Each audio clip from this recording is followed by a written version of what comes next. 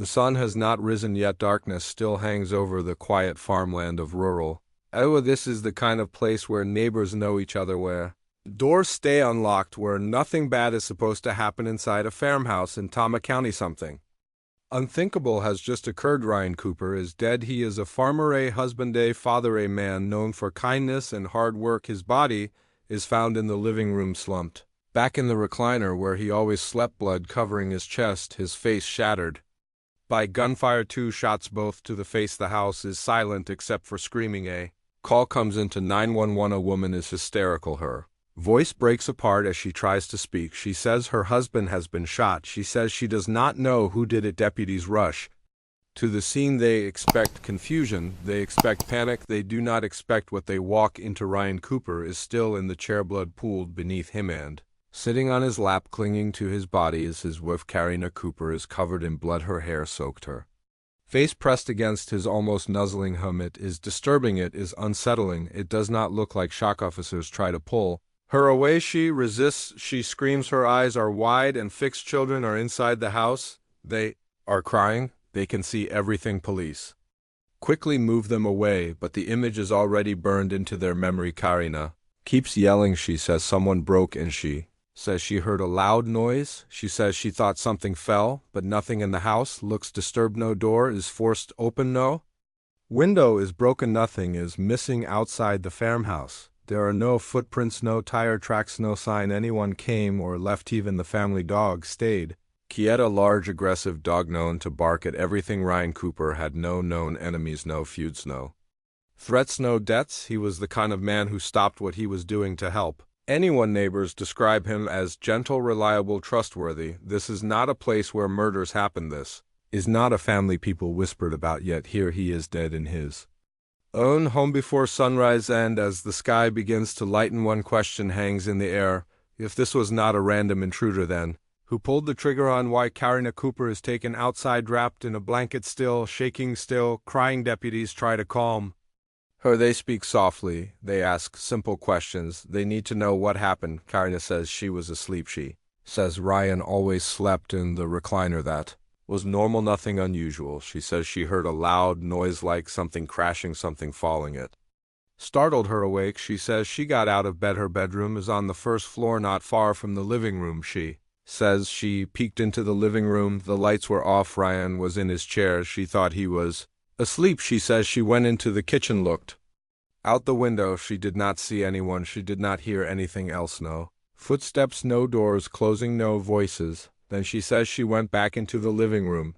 She was annoyed. Ryan usually got up to check noises. This time he did not. She says she turned on the light. That is, when she saw the blood, she says she touched his foot. He did not move. He would not wake up. She says blood was everywhere. Karina tells officers she was terrified. She believed someone was still in the house. She thought an intruder had done this, but when officers look around, the story begins to crack. There is no forced entry, no sign of a struggle, no weapon left behind. Only one thing is found: a single .22 caliber shell casing on the floor. Ryan was shot twice, but only one casing is recovered. That means one casing is missing. That means someone picked it up. Police note something else.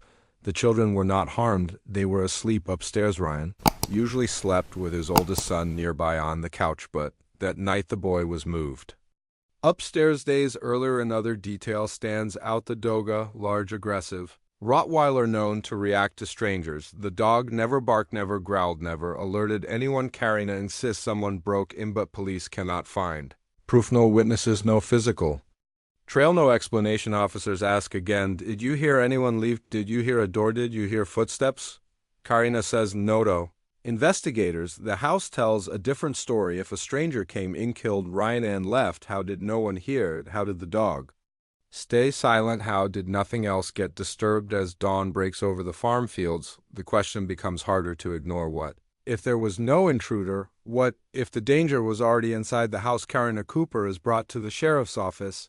The initial chaos has faded. Now investigators need clarity. They sit her down. They ask again about Ryan, about their marriage, about their life. Karina says everything was fine, better than it had been in a long time. She says they were focused on the kids, focused On the farm focused on their future, she denies any major problems, no fights, no threats, no plans to leave, and at first everyone believes her. Ryan Cooper was known as a good manna, quiet manna, dependable man. People describe their marriage as normal, busy, typical, but in a small town, secrets do not stay hidden. Police receive a call from Ryan's brother Aaron Cooper. He tells them something important, something uncomfortable. There is another man, his name is Houston Dankare.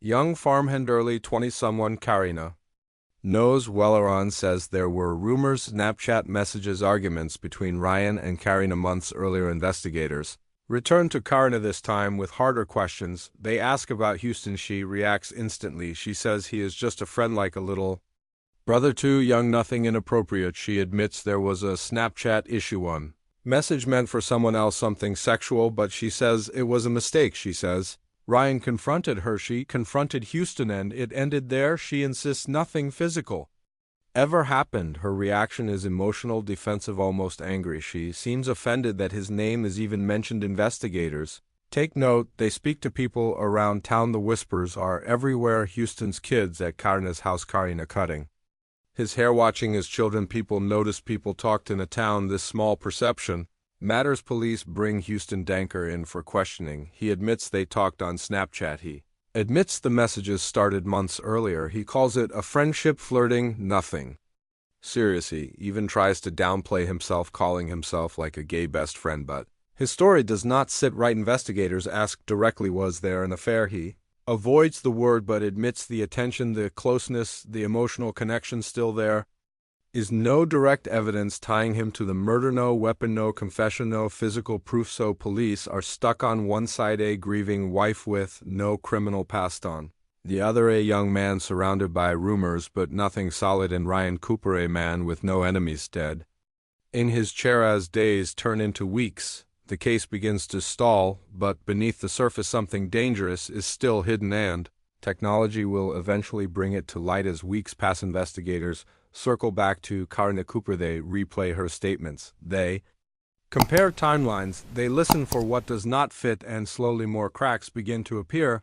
Karina insists her marriage was strong, but officers hear something different from others. Friends describe loud arguments, sudden mood swings, moments where Karina would explode. Some remember her words, "I hate you, I wish you were dead." At the time they sounded like frustration. Now they sound chilling. Police begin asking about guns. Karina says she does not know how to fire one. She says she could never shoot her husband then.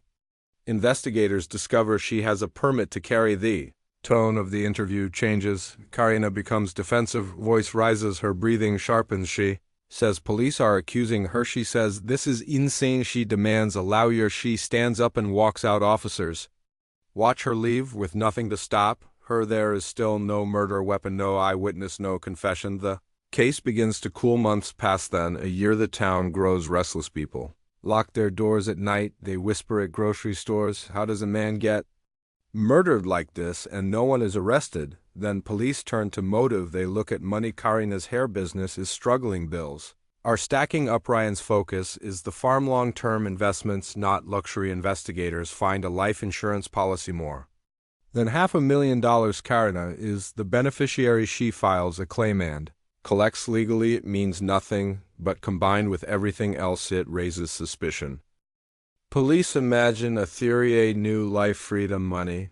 Theories are not evidence. Houston and Karina stop speaking. They drift apart. Years pass. The case gathers dust until one detective refuses to let it die. He contacts the Iowa Attorney General, asks for help, asks for resources. A new prosecutor is assigned, and with him comes something investigators did not have before: new technology that can see what once disappeared forever and buried inside deleted messages. The truth is waiting. The phones have been sitting in evidence for years, silent, locked in, cooperative. Back in 2021, investigators could not get everything, especially Snapchat messages disappeared, deleted, gone, or so everyone believed. By 2024, technology had changed. Software improved for rules Fell data once thought lost could now be recovered. When investigators reopen the phones, what they find is explosive Snapchat messages, hundreds of them between Karina Cooper and Houston Danker. This was not flirting. This was not harmless. It was an affair, emotional, physical, and ongoing. Then they reach the night of the murder. Around 3:30 in the morning, messages are exchanged. They are frantic, urgent, disturbing. They talk about Ryan. They talk about casings. They talk about making sure one message stands out. Remember those casings, Karina.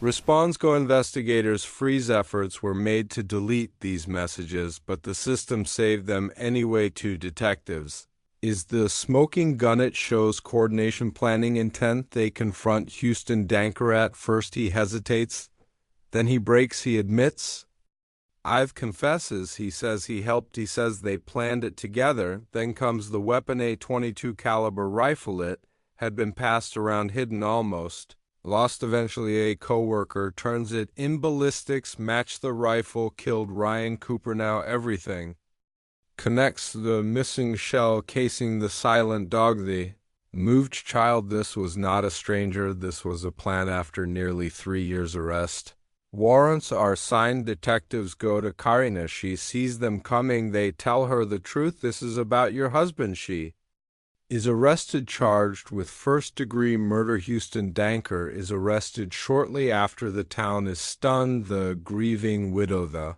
young farmhand, both accused, both facing life in prison. But the case is not over, because now they must face a jury and explain how love, lies, and greed ended in blood. The trial begins, and the courtroom fills with tension. Karina Cooper sits quietly, a mother, a business owner, a familiar face to the community. Prosecutors open with a blunt claim: this was not an accident. This was not passion. This was planning. They show the messages line by line, message by message.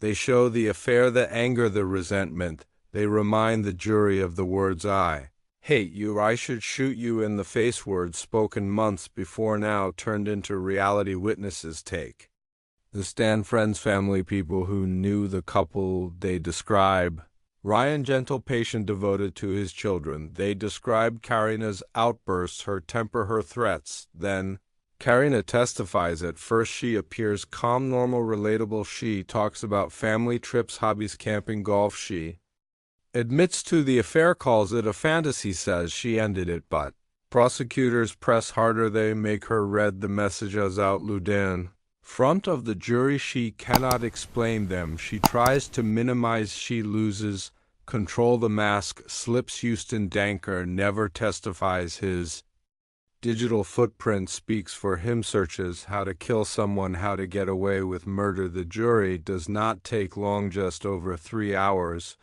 They return with a verdict: guilty of murder in the first degree. Karina Cooper is sentenced to life in prison. No parole. Later, Houston Danker pleads guilty. He receives the same sentence, life without release. Ryan Cooper's family speaks. They talk about fear, lost children, robbed of parents. They talk about a brother, a son, a man who loved farming and fatherhood. The town of Traer is changed forever, a place once defined by trust, now marked by betrayal. This case was not about rage or impulse. It was about choice, and the cost was permanent. Ryan Cooper never came home, and nothing will ever be the same.